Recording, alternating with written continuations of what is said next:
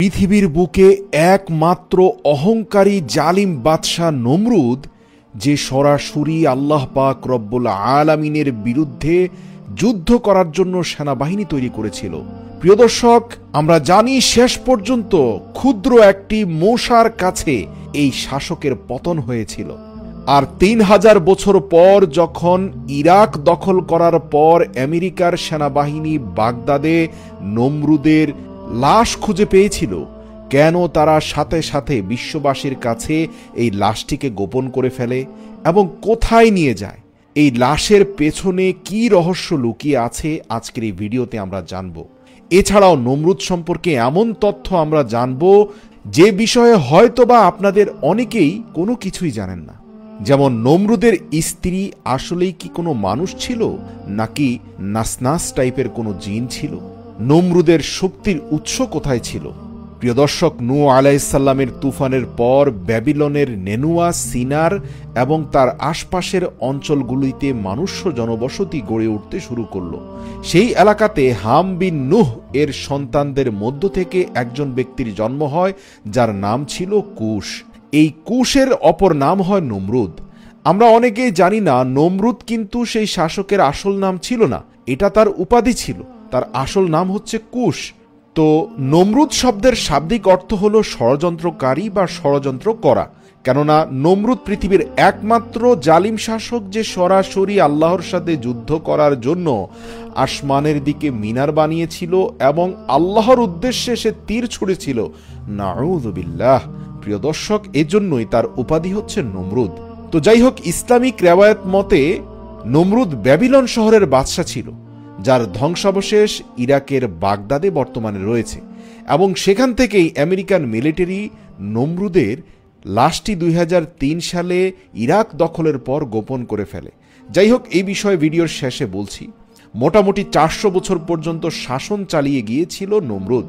তার সম্পর্কে ইতিহাস থেকে যে তথ্য পাওয়া যায় তা ঘাটাঘাটি করে আমরা জানতে পারি, আল্লাহ রব্বুল আলামিনের নবী হযরত ইব্রাহিম আলাইহিসসালাম যখন নবুয়ত প্রাপ্ত হয়েছিলেন, তখন বিশ্বের অন্যতম শাসক ছিল এই নমরুদ।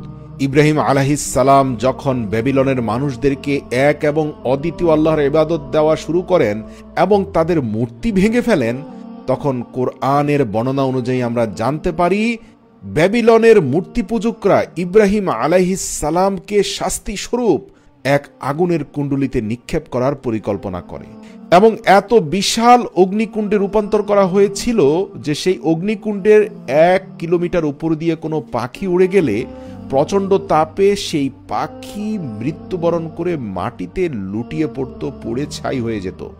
সেখানকার আশপাশের 1 কিলোমিটার এলাকার জঙ্গলের সকল গাছ প্রচণ্ড তাপে ঝলসে গিয়েছিল। মূর্তির প্রতি ভালোবাসা এবং আবেগ থেকে সবাই অগ্নিকুণ্ডটাকে এত বড় করে তৈরি করেছিল যাতে ইব্রাহিমকে পোড়াতে পারে, কিন্তু শেষ পর্যন্ত সেই অগ্নিকুণ্ডের তাপে তার ধারে কাছে যাওয়ার ক্ষমতাও কারো ছিল না, যার ফলে ইব্রাহিমকে কিভাবে অগ্নিকুণ্ড পর্যন্ত পৌঁছে দিয়ে আসা হবে বা নিক্ষেপ করা হবে সে নিয়ে তারা দ্বিধাদ্বন্দ্বে পড়ে রইল। এদিকে 4 থেকে 5 দিন মতান্তরে 1 সপ্তাহ পর্যন্ত অগ্নিকুণ্ড জ্বলছিল এবং তারা বুঝতে পারছিল না ইব্রাহিমকে সেখানে ফেলবে কি করে।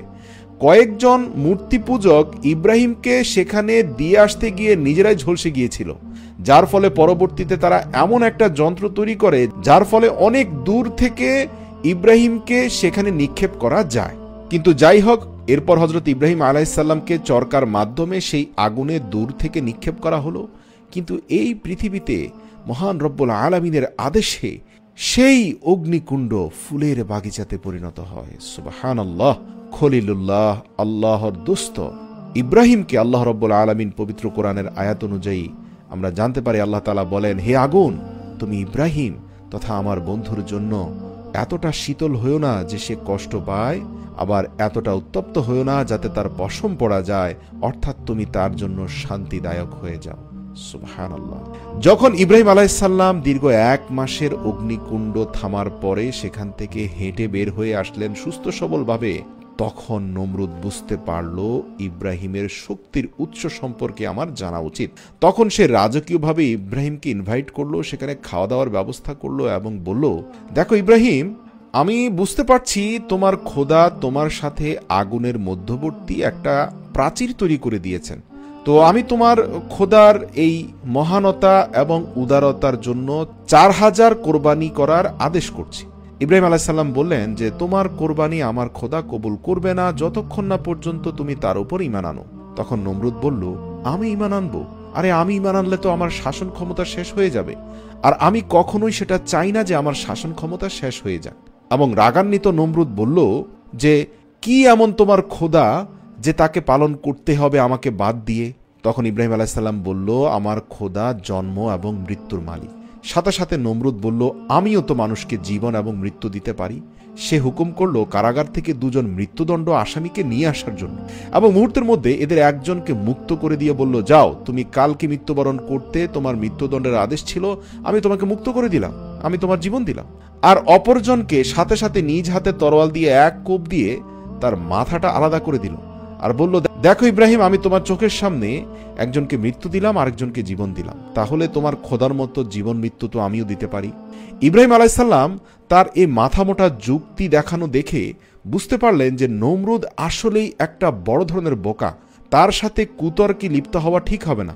তাই ইব্রাহিম আলাইসাল্লাম তার এই কর্মকাণ্ডের উপরে বিশ্লেষণ বা ব্যাখ্যায় না গিয়ে খুব কৌশলী হয়ে বললেন, ও আচ্ছা তাই না, ঠিক আছে, আমার খোদা পূর্ব দিকে সূর্য উঠান এবং পশ্চিম দিকে অস্তমিত করেন, তুমি পশ্চিম দিক থেকে এই সূর্যটাকে উঠিয়ে পূর্ব দিকে অস্তমিত করো তো। এই অকাট্য প্রজ্ঞা এবং যুক্তির সামনে নমরুদের মাথা নত হয়ে গেল। নমরুদ হতভম্ব হয়ে গেল, তখন একেবারে নিচু হয়ে গেল। নমরুদ বুঝতে পারল যে ইব্রাহিম আলাইসাল্লাম কিভাবে আগুন থেকে মুক্তি পেয়েছিল।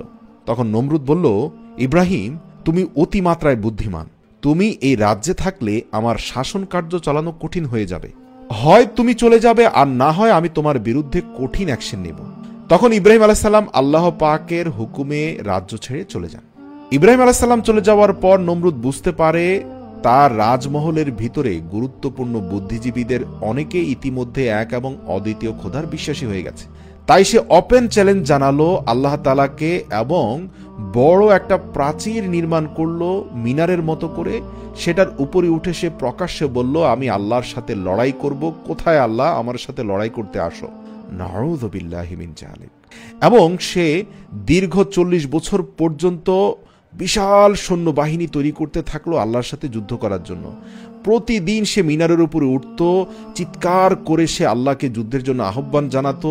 অতঃপর কোনো সাড়া শব্দ না পেয়ে নিচের দিকে তাকিয়ে মানুষজনদেরকে বলতো, বুঝতে পারছো লোক সকল, কে তোমাদের আসল খোদা? কোনো সাড়া শব্দ নেই। এই পৃথিবীর বুকে নমরুদের উপরে কি কোনো খোদা থাকতে পারে? কেন সেজদা করছো না? সাথে সাথে লোকজন ভয়ে নমরুদের সামনে সেজদা করতে থাকতো। আল্লাহু আকবার। এভাবে 40 বছর পর একদিন আল্লাহ রাব্বুল আলামিন আসমান থেকে এক ফেরেশতাকে মানুষের রূপ দিয়ে নমরুদের কাছে পাঠালেন, এবং সে নমরুদকে এক এবং অদ্বিতীয় আল্লাহর ইবাদত করার জন্য দাওয়াত দিল। সে নমরুদকে বলল, তুমি খোদা তাআলাকে ভয় করো এবং তার নাফরমানি করা থেকে বিরত থাকো, কেননা আল্লাহর শক্তি এবং কুদরত তোমার ও তোমার বাহিনীর শক্তি থেকে অনেক বেশি। যদি তিনি চান তাহলে তার খুবই দুর্বল একটি মাখলুক দ্বারা তোমাকে বিনষ্ট করে দিতে পারে। এমন অবস্থাতে নমরুদ সরাসরি আল্লাহ তাআলার বিরুদ্ধে যুদ্ধ ঘোষণা করল। সেজন্য ফেরেশতার সাথে সাথে নমরুদকে বলল, হে নমরুদ, গত 40 বছর থেকে রব্বুল আলামিন তোমার এই সকল কর্মকাণ্ড দেখছেন, তাই তিনি তোমাকে ঘোষণা করছেন আগামী 3 দিনের মধ্যে তোমার চূড়ান্ত বাহিনী তৈরি করার জন্য, কেননা তিনি সরাসরি তোমার সাথে যুদ্ধ লিপ্ত হবেন এবং তার পক্ষ থেকে বিশেষ সেনাবাহিনী আসবে। নমরুদ সাথে সাথে সেই ব্যাটেল ফিল্ডের জন্য প্রস্তুত হলো। 3 দিন পর আল্লাহ তাআলার হুকুমে নমরুদের বাহিনীর উপর আল্লাহর তরফ থেকে এক মশা বাহিনী আক্রমণ শুরু করল। আর এর পরিণতি এমন হয়েছিল যে মশার আক্রমণে তার পুরো বাহিনী ব্যাধিস হয়ে পালিয়ে গেল। অনেকের পুরো শরীরে বিষাক্ত মশার কামড়ে মারা গেল। এমন সময় আল্লাহ তাআলার হুকুমে ওই মশা বাহিনীর প্রধান যেই মশা ছিল, সে নমরুদের নাক দিয়ে তার মস্তিষ্কে প্রবেশ করল এবং সেই মশাটি নমরুদের ব্রেনের মধ্যে অনবরত কামড়াতে শুরু করল। ইতিমধ্যে মশার কামড়ের যন্ত্রণায় মাথার মধ্যে তীব্র ব্যথা অনুভব করল নমরুদ। এর ফলে যখনই রাজ্যের কোনো ব্যক্তি নমরুদের সাথে সাক্ষাৎ করতে আসত, নমরুদ তাকে হাত দিয়ে মোসাফা করার বদলে তার মাথায় 2টো বাড়ি দেওয়ার জন্য অনুরোধ করত। তো রাজ্যের গুরুত্বপূর্ণ ব্যক্তিরা যখনই আসত, তারা নমরুদের সামনে কুর্নিশ করার বদলে তার মাথায় দুটো বাড়ি দিয়ে চলে যেত, এবং এতে নমরুদ খুশি হতো, কেননা সে একটু শান্তি পেত। ইতিহাস বলে যে এই মাথার ভিতরে একটা জীবন্ত মশা নিয়ে নমরুদ 40 বছর বেঁচে ছিল, আর এই পুরো সময়ে দিন দিন তার অবস্থা আরো খারাপ হতো। কিন্তু আল্লাহ পাকের কি হুকুম, আল্লাহ তার মৃত্যু এত সহজে দেননি। 40 বছর সে মাথার ভিতরে মশা নিয়ে জীবিত ছিল। অতপর এক পর্যায়ে তার সেবা শুশ্রূষায় নিমজ্জিত ব্যক্তিরা বিরক্ত হয়ে প্রচণ্ড জোরে ভারী বস্তু দিয়ে আঘাত করে নমরুদের মাথা ফাটিয়ে দেয়, এবং পরবর্তীতে সে মাথার ভেতর থেকে জীবিত অবস্থায় মশা বাহিনীর প্রধান মশাটি বের হয়ে যায়, এবং সেই যুদ্ধে যেহেতু মশা বাহিনীর প্রধান বিজয়ী হয় আর নমরুদ মারা যায়, এর ফলে চূড়ান্ত ফলাফলস্বরূপ আল্লাহ তাআলার বাহিনী মশা বিজয়ী হয় এবং নমরুদ পরাজিত হয়। তো নমরুদের একটি পুত্র সন্তান ছিল, তার নাম রাখা ছিল তামুস। নমরুদের স্ত্রী ছিল জিনদের অন্তর্ভুক্ত, এমনটাই ধারণা করা হয়। সে নাসনাস প্রজাতির জিন ছিল, যাদের মানুষের সাথে শারীরিক সম্পর্কে লিপ্ত হওয়ার ক্ষমতা ছিল। কিতাবে এদেরকে অপবিত্র শক্তি বলা হয়েছে। নমরুদের স্ত্রীর নাম ছিল সামিরা। নমরুদের মৃত্যুর পর সামিরা মিস রাজ্যের সকলকে বলেছিল তার পুত্র তামুস নমরুদের দ্বিতীয় জন্ম। তামুস বড় হয়ে এভাবেই নমরুদের মতো শক্তিশালী রাজা হবে। ইতিহাস বলে যে নমরুদ ব্যাবিলনে যে উঁচু মিনার তৈরি করেছিল তার পেছনেও এই তার স্ত্রী সামিরার হাত ছিল, যে নমরুদের সমস্ত রকমের কাজ করার উপদেশ দিত। তারপর সেই মিনারের মাধ্যমে এই জমিনে শয়তানের পূজা করার রেওয়ায়ত ছড়িয়ে দিয়েছিল তার স্ত্রী, আর শয়তানের বংশধররাও এই জমিনে ধীরে ধীরে বাড়তে থাকলো। এরপর যখন মানুষ ব্যাবিলন থেকে বাইরে বেরিয়ে গিয়ে অন্য কোনো অঞ্চলে বসতি গড়তে শুরু করলো, তখন আলাদা আলাদা ভাষা বলার কারণে মানুষ সামিরা মিস এবং তার ছেলে তামুসকে আলাদা আলাদা নাম ধরে ডাকতে শুরু করলো, আর তারপর তারা মূর্তি বানিয়ে তার পূজাও করতে শুরু করেছিল। প্রাচীন ইরান এবং ইউনানি কিতাবে সামিরা মিসকে একটি দেবীর রূপে উপস্থাপন করা হয়। এছাড়াও ইসলাম আগমনের পূর্বে মক্কার মুশরিকিনরা হুবল নামক এক মূর্তির পূজা করত, যেটা মূলত ওই সামিরার অবয়ব ছিল। জানিয়ে রাখি যে নমরুদ এই পৃথিবীর সংরক্ষিত লাশ ছিল, যাকে মমি বানানো হয়েছিল। সাধারণত সামিরা মিস মানুষদের মাঝে এই বিষয়ে প্রচার করেছিল যে নমরুদ এই পৃথিবীতে দ্বিতীয়বার মানুষ হয়ে জীবিত হবে, আর সে একদিন পুনরায় এই পৃথিবীতে ফিরে আসবে। আর এই পৃথিবীতে সর্বপ্রথম মমি ছিল নমরুদের, যার মমি 1000 বছর ধরে এই পৃথিবী থেকে গায়েব ছিল। 2003 সালে যখন আমেরিকা ইরাকের উপর আক্রমণ করে, তখন সেখানে তারা নমরুদের কবরটা দখল করে নেয়। কেননা খ্রিস্টান মিশনারিদের মতে নমরুদের কবর খুবই গুরুত্বপূর্ণ। তারা জানতো যে প্রাচীন ব্যাবিলনের মালিকের আসল যেই মমিটা, সেটা মূলত এই বাগদাদেই রয়েছে। কেননা আমরা জানি যে প্রাচীন ব্যাবিলনটা মূলত বর্তমান বাগদাদে অবস্থিত। তো যাই হোক, সেখানে খ্রিস্টান মিশনারিদের একটি গুরুত্বপূর্ণ টিম আমেরিকান সেনাবাহিনীর সহযোগিতায় নমরুদের লাশকে আটক করে ফেলে, এবং তারা সেখানে তা জব্দ করে। ওই সময় ইউটিউব এবং ফেসবুকে ছড়িয়ে পড়ে একটি ভিডিও, সেখানে দেখা যায় যে নমরুদের সেই মমিটা তারা জব্দ করেছে। কিন্তু আল্লাহ পাকের কি হুকুম, কি কারণে আমেরিকান গোয়েন্দা বাহিনী বিশেষ তৎপরতা দিয়ে মাত্র 2 মাসের মাথায় সকল অনলাইনের ভিডিও তারা মুছে দেয়, ডিলিট করে দেয়, যার ফলে নমরুদের কোনো ভিডিও বর্তমান ইন্টারনেটে নেই, অর্থাৎ নমরুদের মমির। এমনকি খ্রিস্টান মিশনারিরা বিশ্বাস করেন যে নমরুদ পৃথিবীতে পুনরায় ফিরে আসবে এবং সে হবে তাদের সবচেয়ে বড় মাসিহা।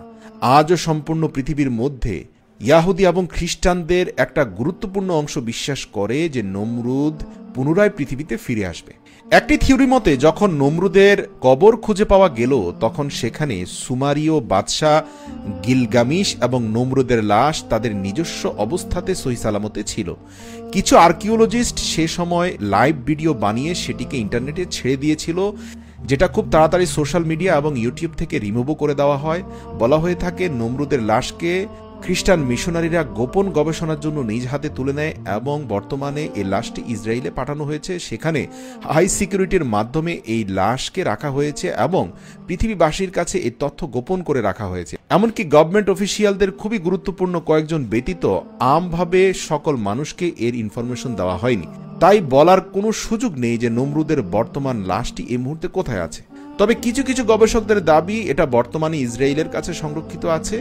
আবার কিছু কিছু মানুষ অনুমান করে যে সেই লাশ এখনো বাগদাদে আছে এবং তা আমেরিকান সেনাবাহিনী বিশেষ সিকিউরিটির মাধ্যমে সেটাকে সংরক্ষণ করে রেখেছে।